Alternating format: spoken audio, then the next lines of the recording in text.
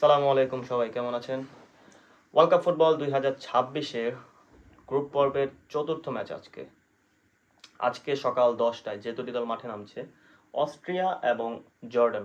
Jordan Asian qualify খেলে middle east থেকে বিশ্বকাপ কোয়ালিফিকেশন করেছে এবং অস্ট্রিয়া ইউরোপ থেকে ওয়ার্ল্ড কাপ কোয়ালিফিকেশন করেছে।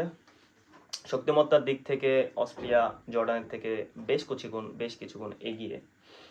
তবে আমি যদি পসিবল লাইন আপের কথা বলি, আজকে অস্ট্রিয়ার বেশ কিছু প্লেয়ার আছে, আপনারা চিনতে পারবেন।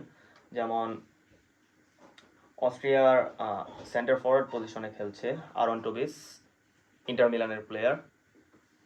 ডর্টমুন্ডের থেকে স্যাবিটজার এবং Bayern মিউনিকের কর্নাড Laimer normally ডর্টমুন্ডের right back পজিশনে অথবা মিডফিল্ডার পজিশনে খেলে থাকে।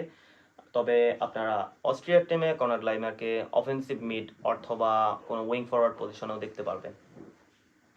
আর মিডফিল্ড পজিশন জর্ডানের তুলনায় কিছুটা এগিয়ে অস্ট্রিয়া।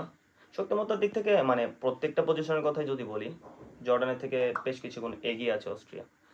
আর তবে বিশ্বকাপ এমন একটা জায়গা যেখানে আপনি প্রেডিকশন করে কোনো কিছু বলতে পারবেন না, কারণ কাগজে কলমে যে কোনো দল এগিয়ে থাকলেও মাঠের পারফরমেন্সটা ম্যাটার করে, এবং মাঠের পারফরমেন্স এইবারের বিশ্বকাপে যে কোনো দলকে আটকিয়ে দিতে পারে, অথবা যে কোনো দলের বিপক্ষে যে কোনো ছোট দল জিততে পারে। বিশ্বকাপে নর্মালি ছোট বড় কোনো দল নেই, সবাই তাদের যোগ্যতার প্রমাণের মাধ্যমেই বিশ্বকাপ খেলতে আসে।